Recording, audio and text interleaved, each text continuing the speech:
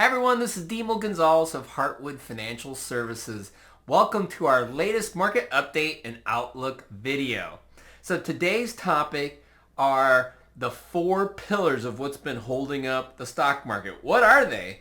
And are they holding up? Are they still valid? So we're going to get into that and more. So let's get started. All right, let's get started with the asset class returns. These are at the end of June, so it's actually for the first half of the year. So when we look at the 1 month, that was June. Year to date is the first half of the year. And the same trend that has been our friend here for the last 18 months or so is continuing on. We're seeing the large cap stocks lead the way, up another 3.6% for the month. We're up 15+% for large cap stocks. And this has been largely led by the large tech stocks, especially with all this AI enthusiasm and optimism that's going around.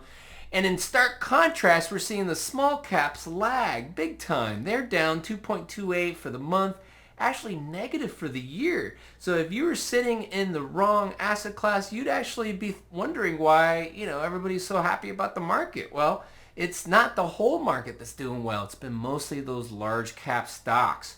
Real estate has been down for the year. It's down 2.45. Luckily, it had a little bit of an uptick this month as interest rates started to drop a little bit. Inflation's starting to get a little bit more mild. We're going to talk a little bit more about that in the update.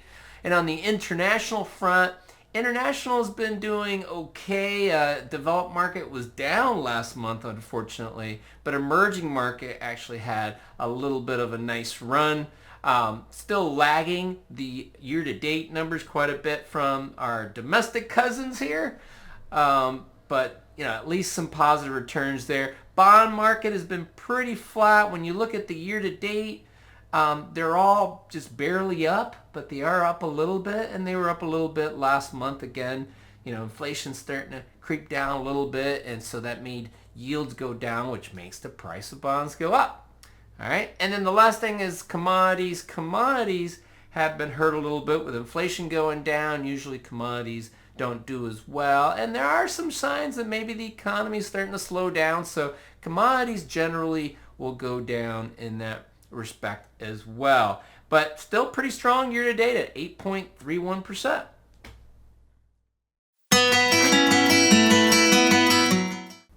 All right, pillar number one is solid economic growth. And I would argue that this is actually the most important factor, because even though the Fed hasn't done anything yet this year, and they've kept rates higher for longer, the market's still been doing pretty well, and that's because the economic growth has been holding up. But we're starting to see a few little cracks. Now, I would say that the manufacturing PMI and the non-manufacturing PMI are some of the most comprehensive surveys that are out there to show how the economy is doing. And once they go below 50, that means that they're in contraction territory. Manufacturing PMI that just came out just last week showed up as a 48.5. Now, it's been a little bit below 50 for a little while now, and that actually shows that the manufacturing part of our economy has been contracting here for a little while. But the one that surprised me the most was the one that came out on Wednesday, and it came out at 48.8, the services PMI. Now, this one also needs to be above 50, and it was above 50 last month, but the month before it was actually down. So now it's starting to look like maybe last month was maybe the anomaly of it being up, and this month is confirming what it was like a couple months ago. We shall see. I would say that we need to see below 50 on the services PMI for maybe 1 or 2 more months to really start getting concerned that the economy is slowing down. All right, and the flip side of the economic coin is how the labor market is doing. Now, this chart looks kind of crazy because you can see how high initial claims were. That's how many people are looking for unemployment benefits each week. And you can see how it spiked just massively. This was right around COVID. And how it's come down back to normal levels. And I would actually argue this is below normal levels. They're right around 220,000 per week. And so the numbers came out again this week, and they were right around 238. So we're in that ballpark. It's starting to nudge up a little bit, but again, still pretty low. And just today, I'm filming this on Friday, just today, a few hours ago, the unemployment report came out. We had a decent report. It was a little bit weak. We had about 200,000 new jobs. And the big news was the unemployment rate ticked up from 4 to 4.1. So we're starting to see a few little cracks here, but again, we're coming from a pretty good number to a little less good number at this point. All right, bullish mantra number 2. For the market to continue on this nice run, we need to see disinflation or declining inflation to continue. And we have. So we have seen inflation come down from almost 10% at the peak when we were just after COVID. And so it has improved quite a bit. In fact, we did just get some numbers from the PCE report, which is the Fed's favorite report for inflation, showing that inflation was 0 month over month and up 2.6% for the year. Now, if you remember, I've been talking about this a lot. The Fed wants inflation to be around 2%. Now, we have a 2 handle on that PCE report, so it's getting closer to where they want to be. So I would say that this is also still a valid factor for the market to continue to do well. All right, pillar number 3 is that we need to have the Fed cut sooner than later and not put out there that they're going to raise rates. Now, I think most of that has been quieted down with the recent reports on inflation like I just talked about. And it does appear that the Fed funds futures, these are the people that bet on when the Fed is going to cut rates. They got the first cut in September up to about 75% as of today. And so that's actually a really good probability that we'll probably get a cut in September and also a cut in December. So we might be looking at 2 Fed rate cuts, and that will make the market very happy. So this would be another solid factor to continue the bullish run. All right, and the last pillar number 4, AI enthusiasm. The psychological impact and the energy that has come from the AI enthusiasm has really propelled the market to the next level. It's like animal spirits have been released.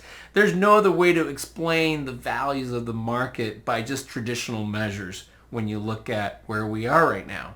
And so the impact of AI to the market is huge. I don't think the market would be where it is without it.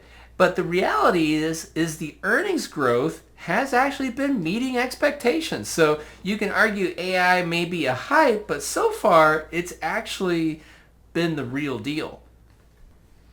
All right, and then to put an exclamation point on this whole thing about AI, check this chart out. These are the top 7 companies in the world. They're all worth over $1 trillion. And look who's number 1, NVIDIA. They're the ones that make the chips that's going into all these AI enabled computers. It's pretty amazing. They weren't even close to that just a year ago. And that just shows the unbelievable growth potential that a lot of people are expecting in AI. We shall see.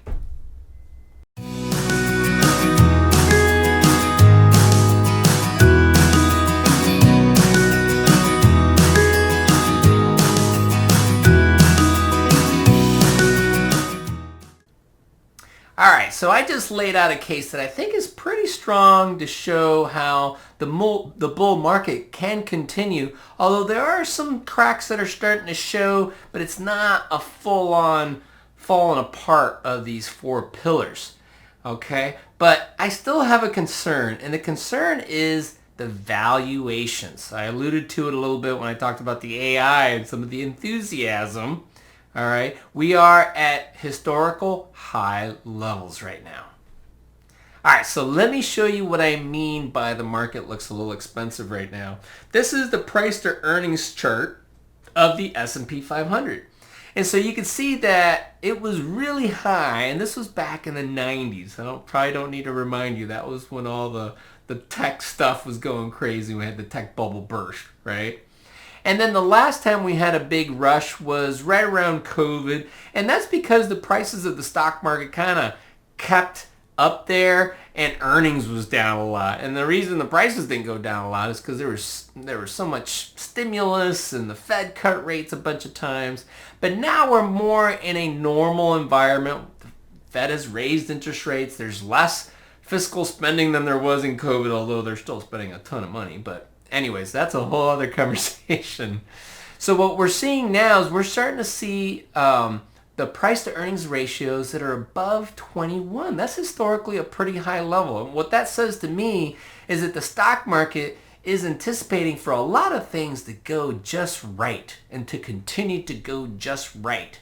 And I just went through the update of the, with these 4 pillars. A lot of them do look pretty good, but the economy is starting to show a few cracks here. So I am a little bit concerned that at these lofty 21 plus times earnings ratios, that we could have a little bit of a disappointment, could see a little bit of a correction. Maybe over the summer we might see a little bit of correction. I would not be surprised. So this is not a great time to go and stick your neck out and get super aggressive. If anything, this is the time to maybe start to rebalance the portfolio and get a little bit more in balance overall with your allocation, which we'll talk a little bit more about here next. All right, so in light of all this, we are still cautiously bullish, okay, with the portfolios. There could be a little bit of a hiccup over here over the summer, but it probably wouldn't be long-lived because, again, the Fed is kind of on our side here, most likely going to be cutting interest rates, and that is a very powerful force that's hard to fight. And so we're being cautious now. We're doing a lot of rebalancing right now in order to make sure we're not taking more risk than we want to. We're going to be adding a little bit more to the large cap, focusing a little bit more on getting paid some sort of dividend. With the bonds, we're really not making a lot of changes there. We're sticking to having some long-term and mid-term length bonds and lowering cash a little bit by adding into those large cap, more safer, income producing types of stocks. All right. So I hope this helps, guys. Give me a call. Reach out to me if you have any questions. But thanks for watching, and God bless. Bye-bye.